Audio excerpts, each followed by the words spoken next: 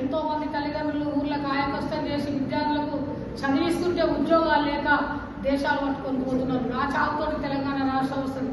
ఎవరిని కూడా తిట్టొద్దు మమ్మీ, నేను చనిపోతాను. ఒకవేళ ఉద్యమం కనుక లేకుంటే నేను మళ్ళీ కూడా నన్ను బతికియాలనుకుంటే మళ్ళీ కూడా నేను చనిపోతానని శ్రీకాంతాచార్య చేసినటువంటి త్యాగం ఇవాళ వీళ్ళు నిధులు నియామకాల కోసం మరి రాష్ట్రం విడిపోతే తెలంగాణ రాష్ట్రంలో ఎన్నో ఉద్యోగాలు వస్తాయి, ఎంతో మంది నిరుద్యోగులు సుఖపడతారు అనుకున్న తెలంగాణ రాష్ట్రాన్ని ఇలా అమరుల త్యాగాన్ని అన్యాయం చేసి ఉద్యోగాలకు నోటిఫికేషన్ వేయకుండా చదువుకున్న ఉద్యోగస్తులకు ఉద్యోగాలు రాకుండా నిజంగానే అమరుల త్యాగానికి అర్థం లేకుండా పోయింది. కాబట్టి మరి మీరు కూడా ఎన్నో ఏదైనా కానీ కలిసికట్టుగా పనిచేస్తేనే ఏదైనా ముందుకెళ్తుంది. మీరు ఇలాంటి మరి ఎన్నో ఉద్యమాలు చేసే వాళ్ళు మీరు కూడా ఒకటి కమిటీ అనేది ఉంటేనే అందరూ కూడా ఒక్క చేయి కాదు, ఒక 5 ఏళ్ళు కలిస్తేనే పిడికిలు అవుతుంది. ప్రతి ఒక్కరు కూడా మరి వాళ్ళ తెలంగాణ రాష్ట్రం ఏర్పడి 10 సంవత్సరాలు అయింది, ఎంతో మందికి జాబులు రాలేదు.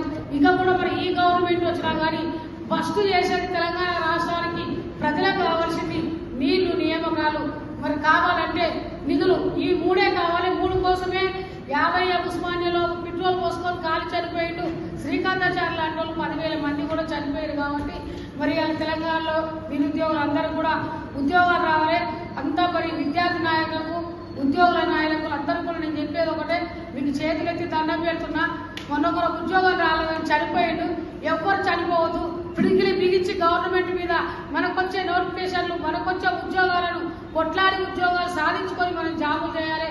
మీకోసం మీ తల్లిదండ్రులు ఎంతో కష్టపడి ఎన్నో ఆశలు పెట్టుకున్న తల్లిదండ్రులకు బాధ పెట్టొద్దని చెప్పి మరి ఇంకా కూడా ఇలాంటి సంఘాలు, కమిటీలు ఎన్నో ముందుకు తీసుకుపోవాలని చెప్పి కోరుకుంటున్నారు. ఈ అవకాశం ఇచ్చిన శ్రీకాంత్ గారికి నా యొక్క నమస్కారం. శ్రీకాంత్ నీ పేరుగానే నాకు బాధ అవుతుంది. నా కొడుకు పేరు కూడా శ్రీకాంత్ కాబట్టి ఇవాళ క్యాంపస్ ఉస్మానియాలో శ్రీకాంత్ అంటే నాకు బాధ అవుతుంది. నా ఒక్క కొడుకు నా గుండెల నుంచి పోయిండు. నా ఒక్క కొడుకు పోయిన తెలంగాణ రాష్ట్రం ఏర్పడ్డది. నూనెను ఒక మాంసాన్ని నూనె వేసి నరాన్ని ఒత్తి చేసి 4 కోట్ల ప్రజల గుండెలు నిలబడి రాష్ట్రాన్ని సాధించారు. మీరందరూ కూడా ఈ రాష్ట్రంలో సుఖ సంతోషాలతో ఉండాలి.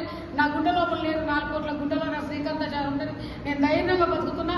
ఈ క్యాంపస్లో చదివేటోళ్ళుగా తెలంగాణ రాష్ట్రంలో చదువుకున్న బిడ్డలంతా, ఉద్యోగాలు వచ్చిన బిడ్డలంతా నా బిడ్డలే అని నేను కోరుకుంటూ ఇలాంటి కార్యక్రమాలు ఎన్నో చేసుకోవాలని కోరుకుంటున్నాను.